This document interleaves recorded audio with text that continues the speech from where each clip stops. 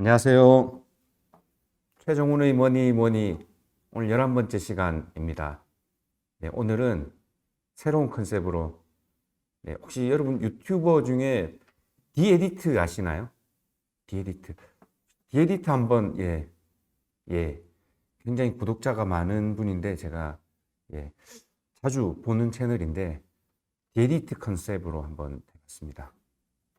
그러면 오늘도 구독과 좋아요 위해서 저희 매번 마지막이라 그러는데 한 번 더 보고 갈게요. 안녕하세요. 최종훈입니다. 최종훈의 뭐니뭐니 네 번째 시간입니다. 자, 잘 지내셨나요? 텔레비전에 내가 나왔다. 하하호호 깔깔깔깔. 제 소리는 나가고 있죠? 네. 오늘도 하나 하고 가겠습니다.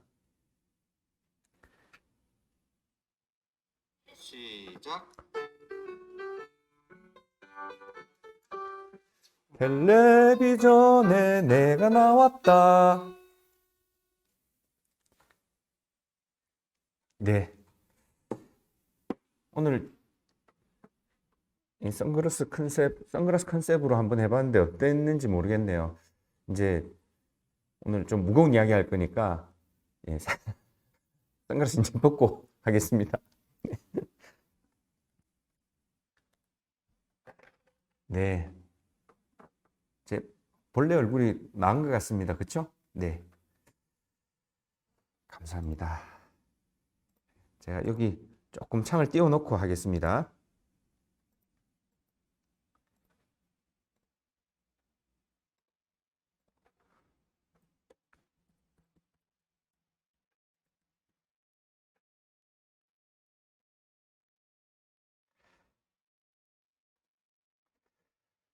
오늘도 함께 해주셔서 감사합니다. 바로 이 창을 바로 띄우라는 건 아니고요. 그냥 제 얼굴을 조금, 네. 오늘도 함께 해주셔서 엄마야. 네. 이거 참, 이 준비가 한다고 하는데도 한번 우리 그 PD님이 한번 바뀌니까 이제 제가 적응하는, 만들고 또 제 거를 이렇게 드리는 부분이 제가 좀 많이 느려가지고 준비가 조금 미흡했습니다. 죄송합니다. 오늘도 여러분이 함께하고 계신데요. 지난 시간까지는 재테크 본격 토크로 해서 두 번 반이죠.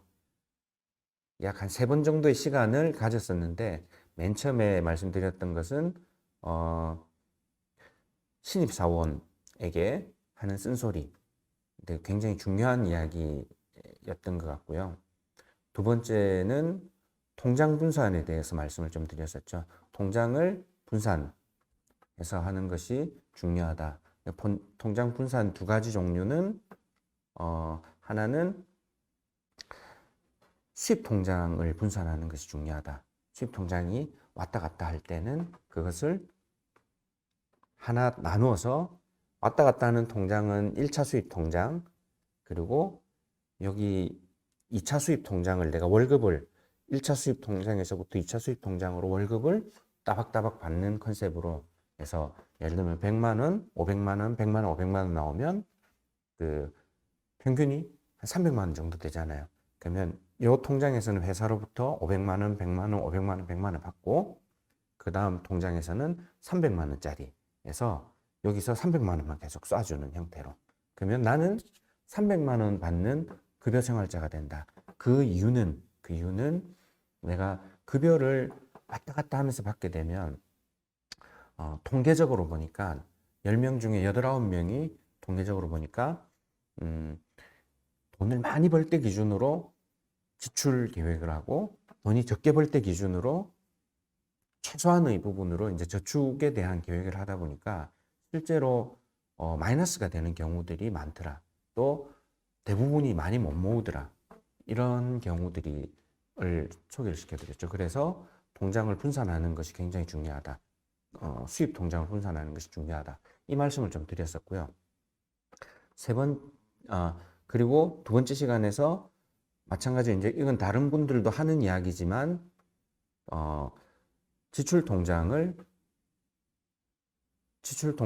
분산해라. 분산하는데 카드를 너무 포인트 위주로 너무 많이 활용하는 것보다는 내가 카드 포인트 활용하다가 지출이 너무 커져가지고 사실 이제 뭐 굉장히 무거운 부담을 지게 되는 경우가 굉장히 많잖아요. 그래서 내가 어떤 카드를 통해서 얻을 수 있는 이익들은 그래도 조금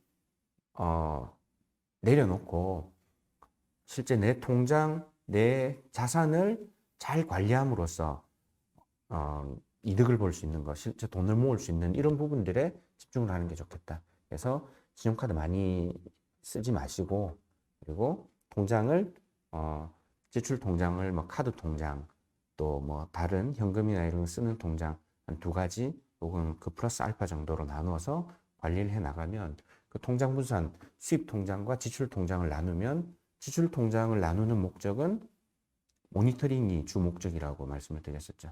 그래서 내가 어떻게 쓰는지, 그리고 내가 계획해서 쓰는 것에 대해서 굉장히 무기를 가질 수가 있는 것이죠.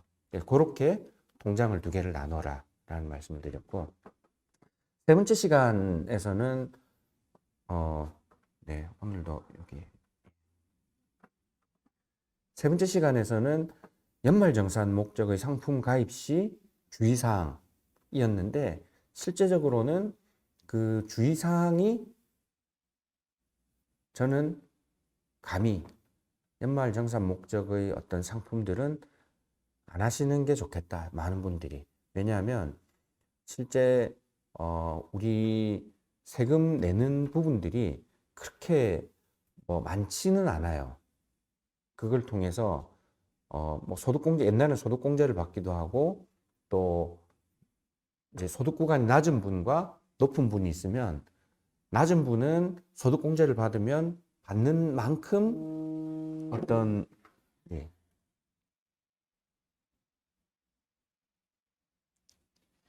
죄송합니다.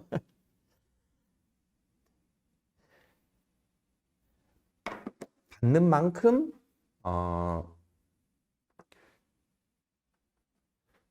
세금이 줄어들겠죠. 근데 그 소득 구간이 낮은 사람들의 경우에는 세금이 높지 않으니까 요만큼 해도 이제 요만큼 세금 할인을 받지만, 내가 소득 구간이 높은 사람은 요만큼 하면 이만큼의 혜택이 있는 거죠. 물론 이제 그 안에서 뭐 예를 들면 100만 원이라고 하면 400만 원이다라고 하면 어떤 사람은 200만 원을 거의 받을 수도 있는 것이고, 어떤 사람은 이제 50% 구간이라고 하면, 그리고 지금 6% 구간이다라고 하면 6%에 400만 원 해봐 24만 원이잖아요. 거의 한 8배에서 10배 차이 정도까지 낼 수 있는데, 지금은 그냥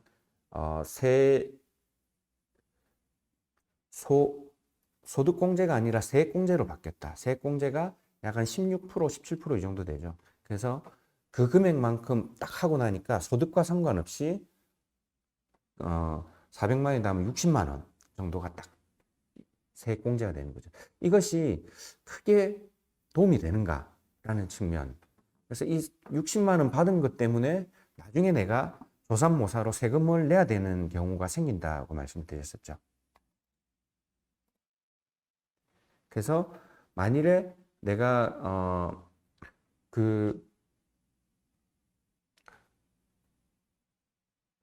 지금 소득공제를 받았을 경우에 나중에 5년 내에 해지하게 되면 받은 부분들을 토해내야 되는 부분들도 있고, 또 해지환급금이 또 좀 적은 부분들도 있고, 혹은 5년이 지나고 나면 기타소득세를 내는데, 기타소득세는 내가 벌은 부분에서 이자 낸 부분이 아니라 내가 낸 모든 금액에 대해서 기타소득세를 낸다고 말씀드렸죠.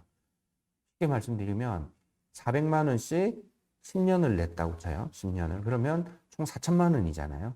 그럼 15년 시점에 해지를 해요. 10년간 그럼 4천만 원 내놨어요.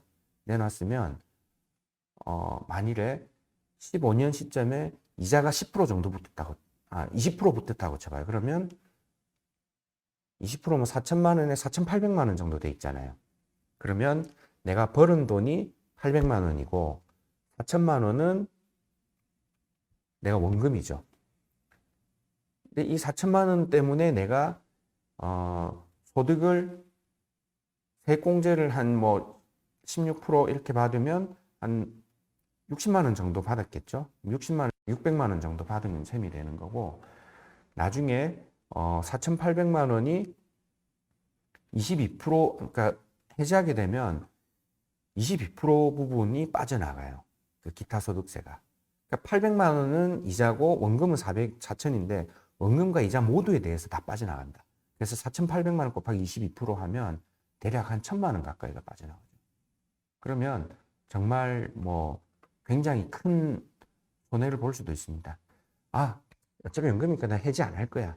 해지 안 해도 나중에 연금 받는 부분에 대해서 연금소득세가 계속 따박따박 빠져나갑니다. 이것도 있고요. 또 합산했을 때 내가 국민연금 받고 또 뭐 퇴직연금 또 아까 전에 말씀드린 그 일반 개인연금, 세제 적격형 개인연금 이런 부분들이 다 합산이 돼서 연간 1,200만 원이 넘어간다 하면 이게 종합소득세로 갑니다. 이를 내가 다른 소득이 있으면 이 종합소득세하고 합산해 가지고 굉장히 큰 세금을 내야 됩니다. 그래서 제가 조삼모사라는 말씀을 드렸고, 이게 옛날에 제가 이제 해도 괜찮다라고 했던 분들은 소득 구간이 높은 분들 같은 경우에는 뭐 400만 원에 대해서 한 40%만 하더라도 160만 원을 돌려받으니까 굉장히 큰 이익이 있는데, 지금은 그렇지가 않죠. 지금은 그분들은 오히려 낮은 구간에 있는 사람보다 세액공제를 덜 받아요. 높은 구간, 제가 정확한 숫자가 기억은 안 나는데 낮은 구간 4,400 이하인 사람들은 일괄적으로 16%가 적용이 되고, 그보다 높은 사람은 13%인가 그랬던 것 같아요. 몇 프로 낮아요. 금액은 뭐 한번 찾아보면 될 것 같고요. 아무튼 이런 부분들이 있기 때문에 세제 적격형 상품에 대해서는 저는 추천을 드리지 않습니다. 지금 당장 13월의 무슨 지금 아마 굉장히 홍보를 많이 할 거예요. 13월의 월급 통장 해서 이제 연말정산 받는 거 하는데, 실제 내가 지금 받아도 그거 또 한 가지 포인트는 받아서 여러분들 다 저축하거나 혹은 뭐 어떤 내 자산을 늘리는데 사용하는 분들을 많이 못 봤거든요. 그러니까 보통 이제 그런 거 나오면 보너스라 생각하고 못 샀던 뭐 코트 하나 사고 그죠? 또 뭐 컴퓨터 또 한번 또 업그레이드 한번 해야 되고, 물론 컴퓨터 뭐 할 때 해야 되지만 제가 말씀드리는 핵심은, 그러니까 내가 계획되지 않은 부분들로 인해서 그런 돈이 들어오니까 계획되지 않은 소비 지출이 발생하는 것이 문제가 되는 것이죠. 그래서 그게 우리 경제 생활에 굉장히 큰 해악이 되더라. 이미 말씀드렸는데 별로 도움 안 된다. 그러므로 연말정산 상품은 제가 추천을 안 드린다라는 말씀을 좀 드렸습니다. 네. 연금도 있고 옛날에는 장기저축 보험도 있었는데 그것도 마찬가지로 메리트가 있어 보였는데 또 조삼모사적인 측면도 있었고요. 아무튼 지난 시간까지 제가 했던 거 좀 말씀을 드렸는데, 그 간혹 그런 분들이 있더라고요. 너무 하지 말라는 것만 있는 거 아니냐. 왜 뭐 좀 팁도 좀 되는 것도 좀 알려주고 하지. 너무 좀 그 말씀하시는 게 고리타분하지 않냐 하는 말씀을 하시는 분도 있더라고요. 근데 그 실은 그 말씀도 저는 인정을 합니다. 왜냐하면 저도 좀 돈을 뭐 10,000원이든 20,000원이든 10만 원이든 더 벌 수 있는 부분들이 있으면 그 부분을 좀 더 적극적으로 말씀드리면, 아무래도 이제 저도 방송도 또 어떻게 보면 좀 재밌기도 하고 또 사람들 반응도 바로바로 끌어낼 수도 있고 한데, 근데 제가 이제 이게 제가 제 직업에서 지금 15년을 일하고 있는데 처음에 어떤 고객분들에게 관심을 끌어내고 그 관심을 통해서 어떤 제 영업 목적을 달성하기 위해서 가기에는 사실 이제 그런 부분들이 도움이 좀 많이 되더라고요. 예를 들어 뭐 별거 아니지만 별거인 것처럼 말씀을 딱 드리고 혹은 이제 때로는 위협 소구라 그러거든요. 굉장히 좀 위험하고 겁나는 이런 이야기들도 좀 하고 물론 그런 게 필요할 때는 있지만 그런 거를 잘 하면 고객분들을 유치하는 데도 도움을 좀 많이 받죠. 또 제가 그 작은 부분이라도 돈 벌 수 있는 부분에 대해서 많이 말씀드리면 또 능력자처럼 보이는 부분들도 있고요. 근데 한 15년 일해 보니까 이게 고객과의 관계에서 장기적으로 이렇게 가는데 도움되는 건 아닌 것 같더라고요.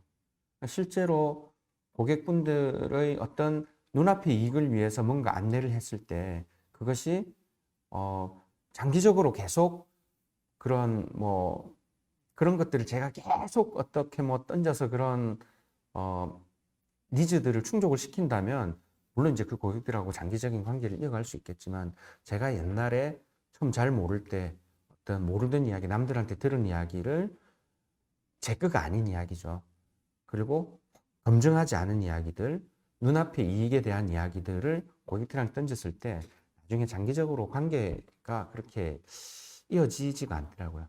그래서 저도 이제 이 일을 하면서는 제 일을 하면서는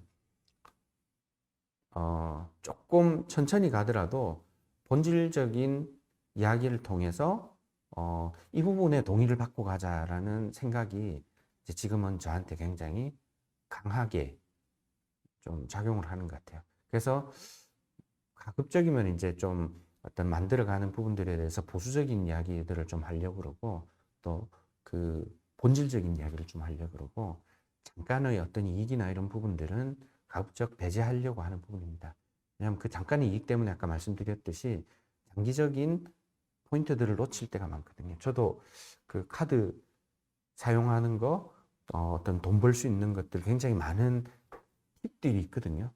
근데 그 팁들을 굉장히 다 이렇게 방출을 해버리고 나면 여러분들 다 카드에 몰리면 이 중에는 관리를 잘 하시는 분들도 있지만 어떤 분들은 또 관리하기가 카드 때문에 카드 포인트 먹다가 나중에 내 자산이 굉장히 깎이는 부담이 되는 이런 일들이 생길 수 있을 것 같습니다. 그래서 제가 그런 말씀 드리니까 공부한다 생각하시고 들어두시면 굉장히 도움은 많이 될 것 같습니다.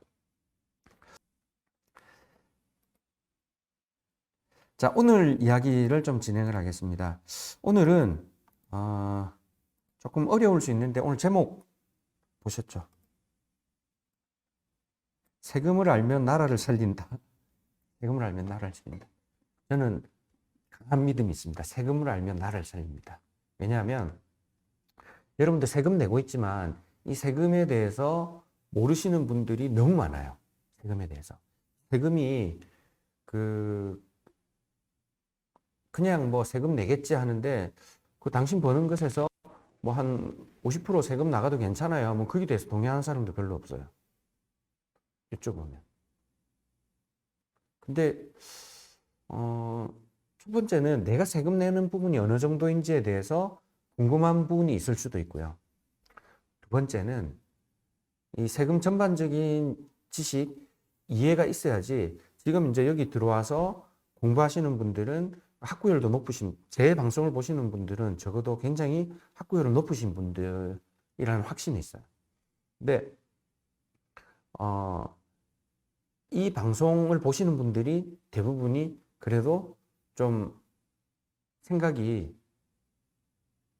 좀 보수적인 분들이 많으시잖아요. 정치적으로도 그렇고 또 경제적으로도 자유시장, 뭐 전체주의 사회주의보다는 자유시장에 좀 가까운 분들이 많지 않을까 생각합니다. 혹시 아니면 댓글이나 실시간 남겨주시면 제가 또 맞춰서 말씀드리겠습니다.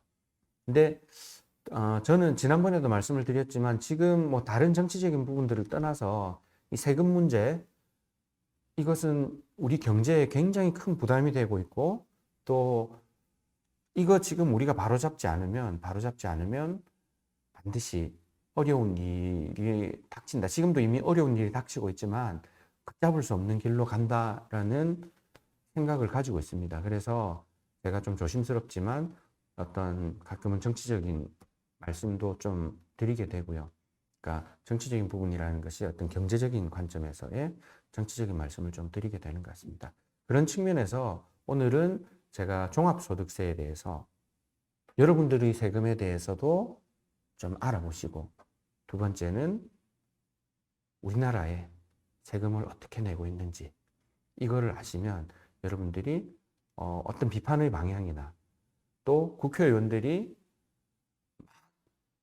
감정적으로 여러분들을 막 선동을 해놓고 이러기 때문에 이런 법을 해야 됩니다 하면서 세금을 올리는 법을 했을 때 여러분들이 거기에서 깰 수가 있는 거예요. 그래서 이것이 저는 중요하다고 생각을 합니다. 그래서 일단 세금에 대해서 좀 알자. 첫 번째 시간은 종합소득세에 대해서 말씀을 좀 드리겠습니다. 제 자료 좀 띄워주시겠습니까?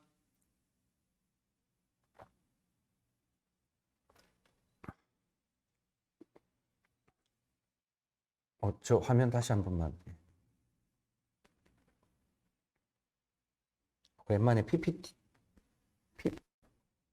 PPL 한번 하고 갈게요. 이렇게. 제주 감귤. 엄청 맛있어요. 감귤.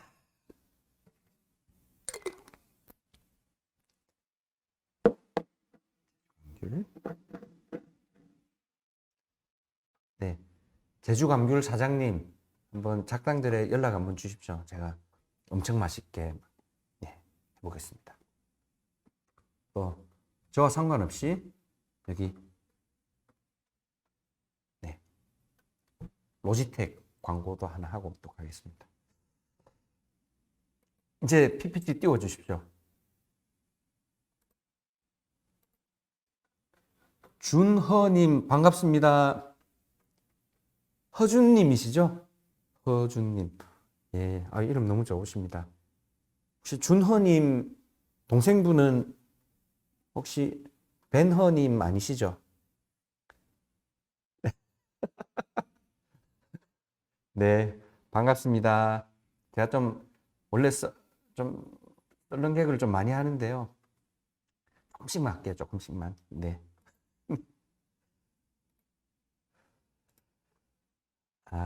네. 자, 소득세 증여세에 대해서 이야기를 좀 해보겠습니다. 다음 장 좀 넘겨주십시오. 네.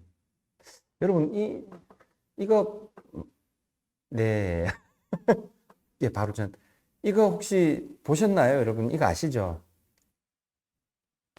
이거, 같이 있는 거 한번 보여주실래요?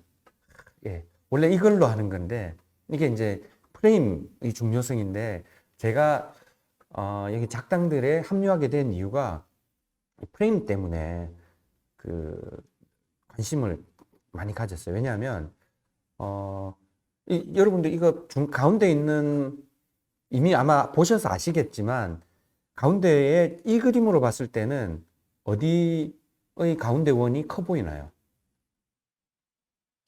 왼쪽에 원이 커 보이시죠? 이거 이제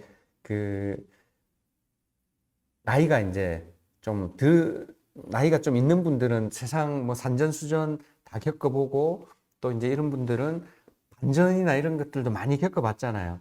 그래서 이거 하면 같겠네. 자기 눈에는 왼쪽 의원이 커 보여도 같겠네 이렇게 생각하지만 젊은 친구들, 어린 친구들한테 딱 보여주면 왼쪽 의원이 크네요. 바로 이야기를 한다는 거죠. 근데 실제로는 여러분들 아시겠지만 한번 다음 실제로는 같은 원입니다. 이게 제가 이제 보여드리고 싶었던 거는 밖에 아까 같은 원인데 다음 장 아니 여기 같은 원이지만 이 바깥의 프레임의 크기에 따라서 안에가 작아 보이기도 하고, 이것은 제가 아까 전에 말씀드린 이 본질과도 굉장히 관계가 있는 거예요. 저는 본질을 굉장히 중요시한다는 말씀을 드렸었는데, 우리가 본질을 바로 볼 수 있는 눈을 가지는 게 굉장히 중요하다고 생각하거든요. 근데 우리한테는 굉장히 많은 프레임들이 씌워져 있죠. 그러니까 대표적인 프레임이, 제가 이제 당시에 작당들에 합류할 때 2008년 초에 합류할 때, 그때 제가 가장 안타깝게 생각했던 프레임이 빈익빈 부익부에 대한 프레임이었어요. 야, 너는 무슨 빈익빈 부익부에 대해서 인정 안 해? 네, 저는 인정 안 합니다. 왜냐하면 그 2012년부터 빈익빈 부익부 프레임을 저쪽에 계신 분들이 프레임을 만들어 갈 때, 그때 그 국세청의 자료를 가지고 잘못 해석해서, 그때 조선일보에도 잘못 해석해서 나왔었어요. 근데 이제 그런 것들을 가지고 사람들을 계속 세뇌를 했거든요. 그래서 네이션 조 분은 그분은 아마 전국 대학교 다니면서 콘서트도 하고 다니셨어요. 그 젊은이여 청년이여 불러라. 그래서 왜냐하면 이제 빈익빈 부익부 부자들이 여러분들의 돈을 다 가져가고, 그러니까 지금 경제가 발전해 가면서 아랫단에 있는 사람들은 돈을 못 벌어가고, 윗단에 있는 사람들은 돈을 굉장히 많이 벌어가고, 그래서 국가는 발전해 가지만 가난한 자들은 더 가난해진다, 이런 프레임이었는데, 실제는 그렇지 않았어요. 실제는 제가 이야기는 제가 여기서 말씀드리기는 좀 시간이 조금 부족하니까 다음 제가 기회가 되면 그 프레임들에 대해서도 한번 말씀을 좀 드리겠지만, 일단 핵심은 그 데이터를 잘못 읽은 거예요. 그래서 우리가 빈익빈 부익부를 볼 때 가장 많이 보는 게 지니 계수를 많이, 지니 계수가 맞나요? 죄송합니다. 지니가 아니고 갑자기 이런 생각이 안 날까요? 네. 누가 아시면 여기 좀 올려주시면, 그 빈익빈 부익부를 보는 그 개수가 있어요. 개수 이름이 제가 생각이 안 나는데, 이게 이제 1에 가까울수록, 0에 가까울수록 어떤 빈익빈 부익부가 많이 늘어났다, 줄어들었다, 이런 부분들을 보이는 것인데, 핵심은 숫자였어요. 숫자가 5이고, 근데 전 국민들은 지금까지도 국가가 발전해 갈수록, 시장이 발전해 갈수록 가난한 자들은 더 가난해지고 부자들은 더 부자가 되지고, 이런 이야기들을 하죠. 근데 여러분들 과거와는 비교할 수 없을 정도의 소비를 지금 이미 하고 계시잖아요. 그리고 예를 들면 부자나 기업들이 이런 휴대폰이나 이런 것들을 개발시켜서 발전시켜 놓으니까, 이게 애플하고도 경쟁도 하면서 이런 폰들이 옛날에는 말할 수 없이 비싼 금액들이 가격이 계속 싸지는 거죠. 그러면서 그분들, 또 삼성이 돈을 많이 벌었다라고 하는데, 삼성이 우리나라에서보다는 사실은 글로벌에서 많이 벌어와서 우리나라에 돈을 많이, 세금을 많이 낸 케이스죠. 근데 이제 그런 건 다 빼고 무조건 이제 나누는 걸 좋아하시잖아요. 저쪽에 계신 분들이. 그러니까 자꾸 나누고, 부자와 가난한 자들 나누고, 의사와 간호사들 나누고, 자꾸 나누죠. 이 이간 정책이 국민들이 많이 걸러내지는 못하는 것 같아요. 물론 이제 저보다 훨씬 똑똑하신 분들은 미리 딱 그런 거 나오면 그거 하지만, 근데 많은 분들은 그렇게 하면 그런갑다, 이렇게 그걸 하시죠. 저는 이런 프레임들을 깨는 거를 굉장히 중요하게 생각을 했고, 이 프레임들을 어떻게 하면 깰 수 있을까라는 측면에서 시작한 게, 제가 영상 쪽에 입문을 하게 되었습니다. 그래서 이제 자유영상 아카데미 1기로 영상 입문을 해서, 이제 운이 좋게 작당들에서 영화도 만드는데도 또 참여도 하게 되고, 드론도 날리고, 인터뷰 촬영도 많이 해보고, 그러면서 나름 그래도 저희 쪽에서는 카메라 쪽으로는 좀 많은 전문성을 좀 만든 것 같습니다. 그 아까 이제 프레임 이야기 하다가 여기까지 오게 되는데 다시 자료 화면 좀 띄워 주시겠습니까? 다음, 예. 다음, 네. 다음. 네, 제가 상품권 드릴 수가 없어서. 여기 있는 게 무슨 사진으로 보이시나요? 여기 있는 게. 이거는 건강보험공단에서 캡처해 온 건데, 맨 왼쪽에 있는 자료가, 맨 왼쪽에 있는 숫자가 소득세예요, 소득세. 소득세고, 가운데 있는 거, 가운데 있는 숫자가 월 건강보험, 소득세가 아니라 소득 금액이고, 가운데 있는 거가 건강보험료 책정된 금액이에요. 그리고 맨 오른쪽이 퍼센티지 돼 있는 게 건강보험료 소득에 따른 건강보험료 요율이에요. 이거 보시면 건강보험료는 요율이 동일한데 사실 이것은 우리가 일반의 보험, 우리가 이제 국가에서 하는 건강보험 말고 일반의 보험들일 경우에는 내가 돈을 낸 만큼 보장을 받잖아요. 근데 국가 건강보험 체계는 돈 많이 낸 사람은, 많이 버는 사람은 많이 내고 적게 버는 사람은 적게 내죠. 근데 이 시스템이 이것에 대해서 많은 사람들이 세금 아니다라고 말씀을 하시는, 동의 안 하시는 분들이 있는데, 저는 이제 이런 부분들을 근거로 이거는 세금이다라고 말씀을 드리는 거예요. 실제 이거는 종합소득세를 내는 사람들 기준으로 봤을 때는, 종소세 내는 사람들 기준으로는 지역가입자 기준의 이것이 그 요율이고요. 이거에 플러스해서 이제 내 재산이 있거나 하면 합산해 가지고 건강보험료를 내게 되는 것이죠. 그래서 사실 뭐 많이 내는 사람들은 뭐 600만 원씩 이렇게 내죠. 600만 원씩. 근데 이분들이 건강보험료만 내는 게 아니고, 국민연금도 내고 또 본인 소득세도 내게 되는 것이죠. 다음 장 한번 넘겨주십시오.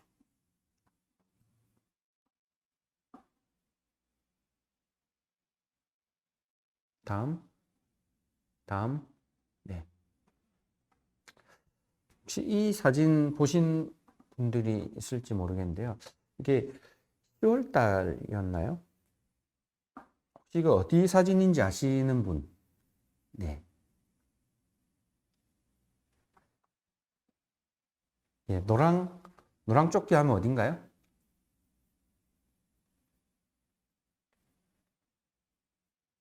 최소은 PD님, 여기 어디 사진으로 보이나요? 예, 프랑스인데, 프랑스가 적혀 있구나. 프랑스 지웠어야 되는데. 이 노랑 조끼 아시죠? 이거 에펠탑 앞에서 그 국민연금 개혁한다고 해서 시위가 되고 있는 겁니다. 국민연금 어떻게 하나요? PD님? 네. 잘 모르겠습니다. 네. 생각 안 해보셨죠? 지금 국민연금 요율이 9%예요. 9%. 내가 100만 원을 벌면 9만 원을 내는 거고, 300만 원을 버는 사람은 27만 원을 내는 거죠. 너무 복잡하게 말씀드리면 헷갈리니까 간단한 부분만 말씀드리겠습니다. 자, 프랑스에서는 지금 저러고 있는데 우리나라는 2059년인가요? 59년에 건강보험, 국민연금 고갈에 대한 시나리오가 나와 있습니다. 그래서 국민연금이 결국은 고갈이 되어 갈 것인데, 그럼 우리가 이것을 어떻게 대처를 할 것인가? 근데 지금 정부에서는 그 국민연금 개혁하는 부분에 대해서는 손을 놨습니다. 손 놨어요. 그러면 그 다음 정부가 이제 어쨌든 끌어안아야 되는 부분인데, 그 고갈이 되는 이유는 몇 가지가 있어요. 돈이 줄어드는 것은 첫 번째는 입력이, 그러니까 들어가는 돈이 적으면은 돈이 줄어들게 되겠죠. 두 번째는 나가는 돈이 쌓여있는 돈 이만큼인데 들어오는 돈보다 나가는 돈이 또 많아져도 고갈이 되겠죠. 이건 같은 그거죠. 그죠? 그러니까 들어가는 것 대비 나오는 것이 많으면 당연히 고갈이 되어 가는데 지금은 9%씩 해서 내가고 있는데 나중에 죄송합니다. 9%씩 내가고 있는데 결국 그 내는 사람들은 계속 줄어들고 있죠. 왜냐하면 인구가 계속 감소하고 있잖아요.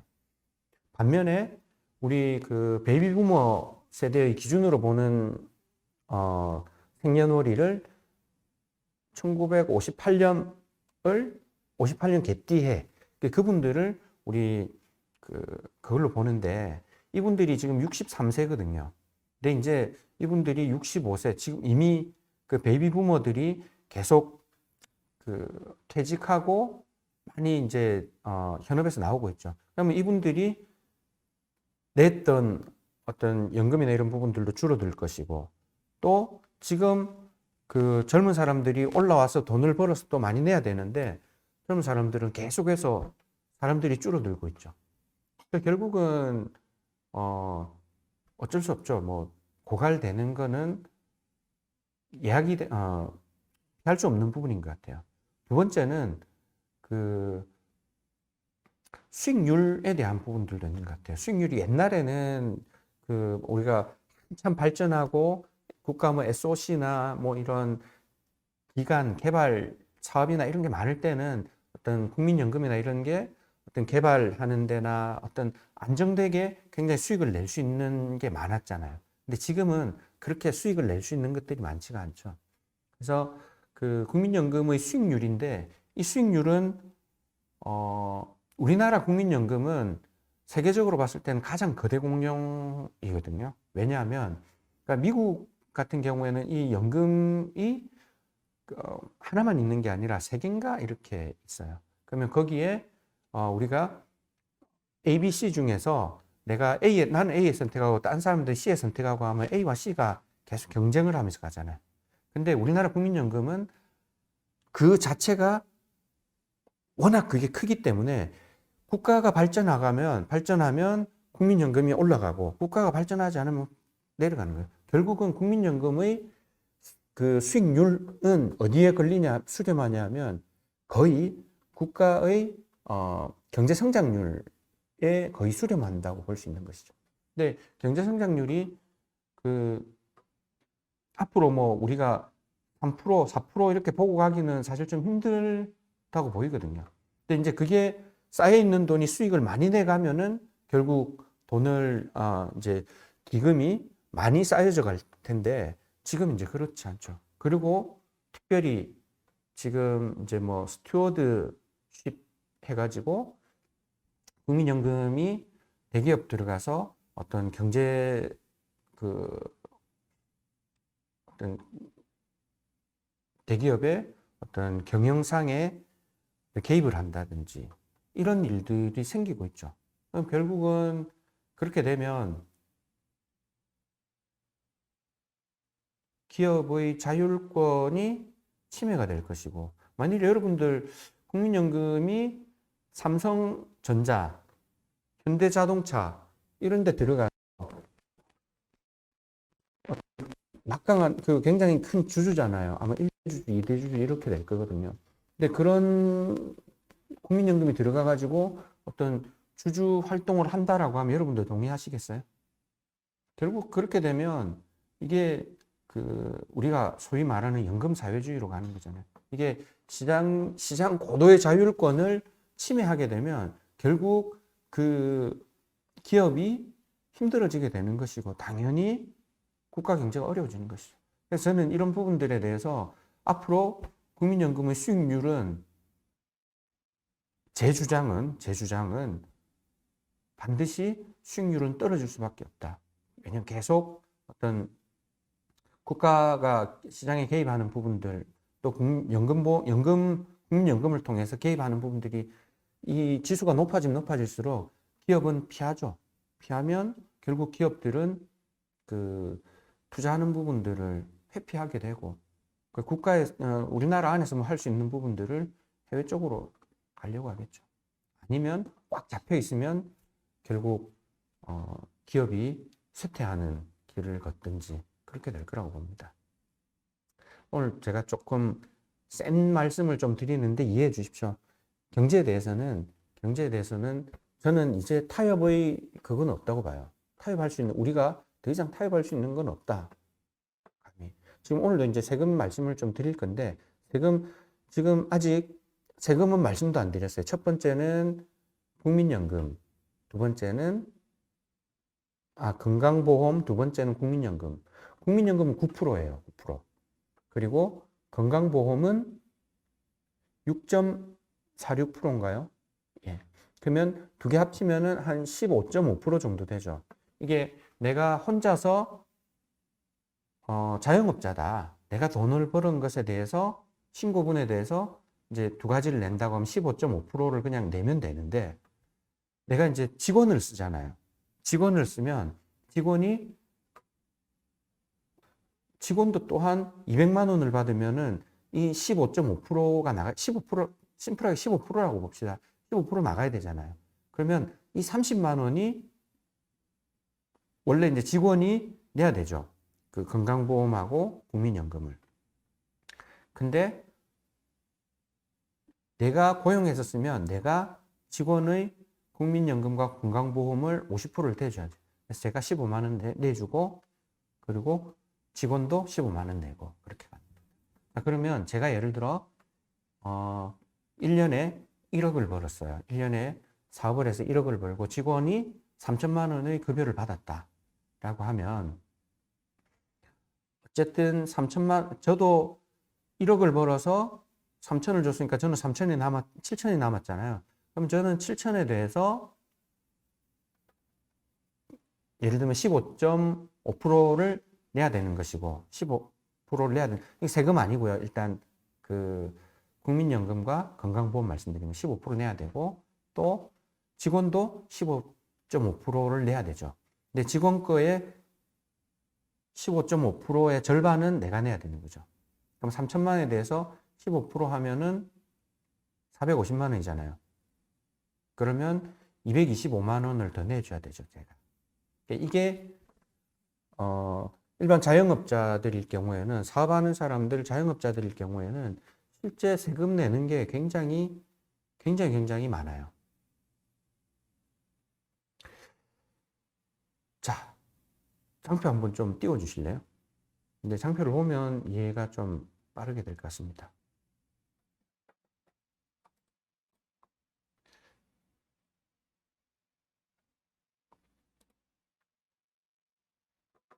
네. 자, 소득세율로 바로 한번 넘어가 볼게요. 그 소득세 구간이거든요. 복잡하죠. 복잡합니다. 자, 맨 오른쪽 거가 지금 현재 거예요. 지금 현재. 일단 구간은 이렇게 됩니다. 1200만 원, 4600만 원, 그러니까 1200만 원까지 한 구간이 있고요. 1200에서 4600까지 한 구간이 있고요. 4600에서 8800까지 한 구간이 있고요. 2014년 이전에, 14년, 15년, 16년 이전에는 그냥 여기 8800까지가 있었어요. 근데 14년도인가 이 1억 5천 구간이 또 생긴 거예요. 그래서 여기 1200 이하에는 6%, 그 다음에는 15%, 4600만 원 이하는 15%, 다음에는 4600에서 8800 사이는 24%, 35%, 그 다음엔 40%, 38% 이렇게 생긴 거예요. 거기서 1억 5천에서 2017년도에 다시 5억이 생겼어요. 5억이 생겨서 5억 넘어가는 구간은 또 40% 구간을 만들었다가 이제 2018년도에 와서 이제 이때 이제 그 대통령이 바뀌었죠. 바뀌고 그때 이제 3억 구간을 만들었어요. 3억 구간을 만들어서 3억까지는 40%, 3억에서 5억까지는 40%, 그리고 5억 넘어가면 42% 이렇게 됐고, 아마 내년에 지금 발표된 걸로는 생겼죠. 내년에는 10억 넘어가면 45%로 올라가게 됩니다. 10억 뭐 내가 게 이야기인데 뭐 올라가든 말 무슨 상관이야 이럴 수 네. 그렇게 생각하실 수 있을 것 같습니다.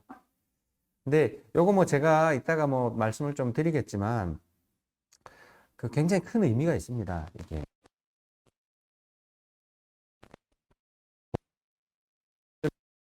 가져가기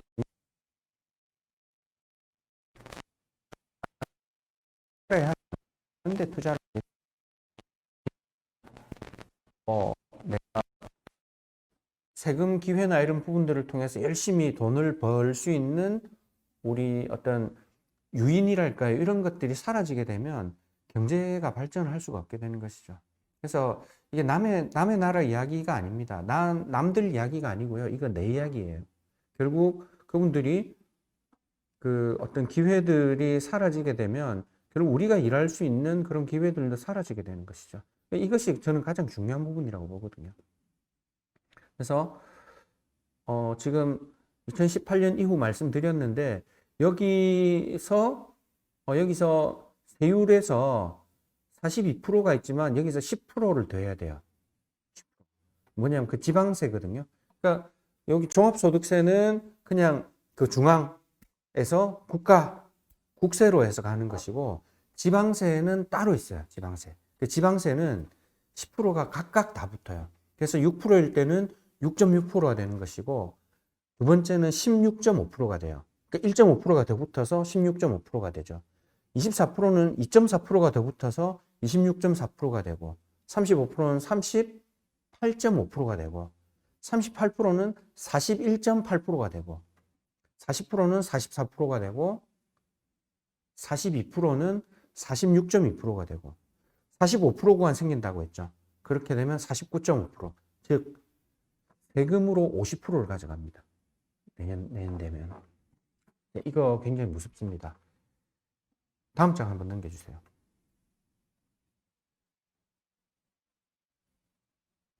그래서 사업에서 종합소득으로 해서 가져가는 게 우리가 6.6%부터 49.5%까지 가져가죠.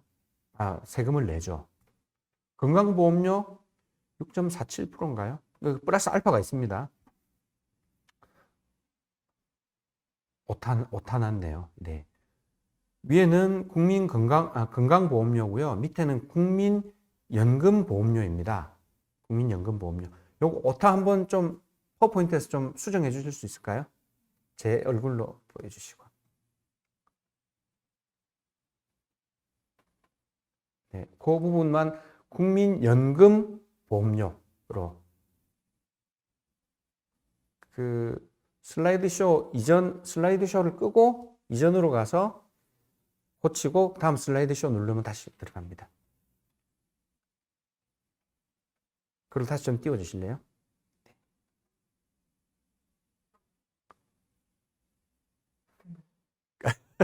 그거 아니고 그거는 위에 있는 거는 국민건강보험료고 세 번째 줄에 있는 거가 세 번째 줄이 국민연금, 두 번째는 국민건강보험. 네. 두 번째 줄을 연금으로 바꾸셨으니까 건강으로 다시 환원 해주세요. 그렇죠. 예, 맞습니다. 네. 이 자료가 남는 거라서 제가 조금 늦어지더라도 수정을 하고 가니까 양해 부탁드리겠습니다.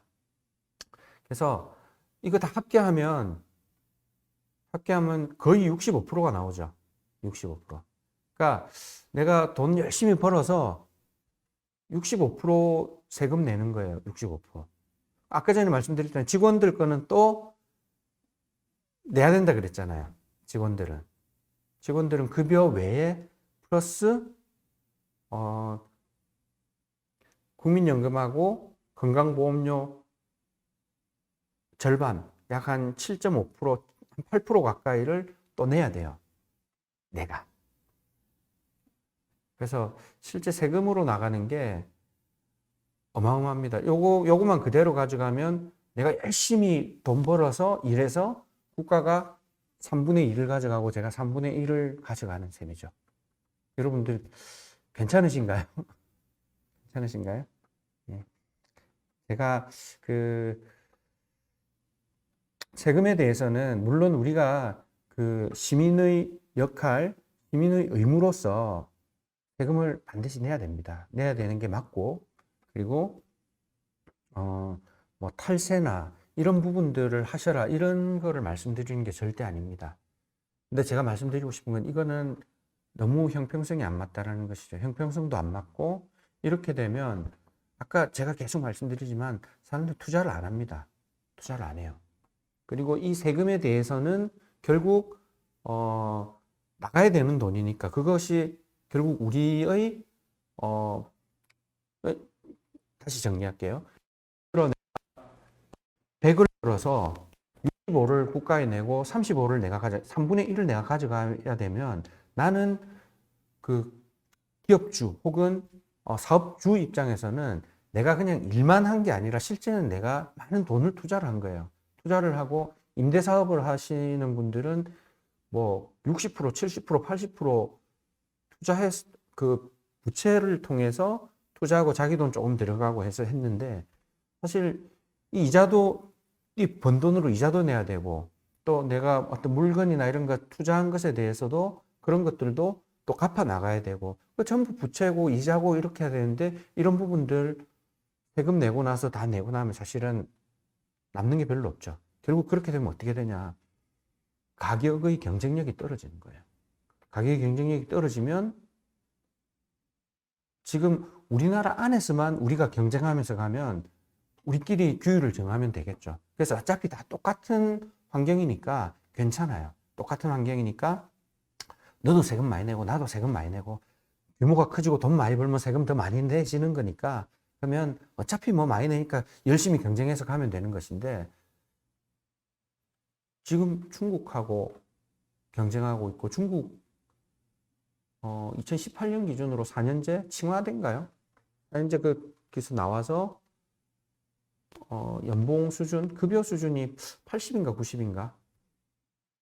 이거는 확인이 필요합니다. 이거는 확인이 필요합니다. 근데 어쨌든 급여 수준은 굉장히 낮아요. 우리나라보다는. 자, 그렇게 하고 우리나라하고 경쟁할 수 있나요? 인건비도 안 되고 또 내 재료를 살 때 그 재료들도 전부 인건비가 다 포함되어 있는 거 아니에요. 어디서 하청업체에서 만들어 가지고 오는데 이것조차도 경쟁력이 안 되죠. 경쟁력 안 되는 거 우리나라 거 사면 경쟁력 안 되는 거 받아 사서 하니까 원가도 올라가고 만일에 우리나라 경쟁력이 떨어지니까 내가 경쟁력을 위해서 중국에서 사서 하게 되면 결국 우리나라 어떤 하청이나 이런 업체들은 전부 다 경쟁력이 죽게 되고 떨어져 나가게 되겠죠. 이것이 가장 우려하는 부분들이잖아요.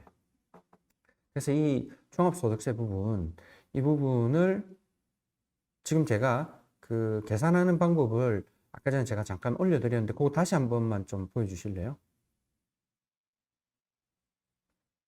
그 전에 거. 네. 금액이 얼마고, 전에 거. 네. 금액이 얼마고 이런 부분들은 세금은 그냥 요런 것들은 그냥 인터넷 찾으면은 바로 나와요. 그리고 그 세금 계산기 하면 바로 나옵니다. 요 42%면은 46.2%를 보셔야 된다고 말씀드렸어요.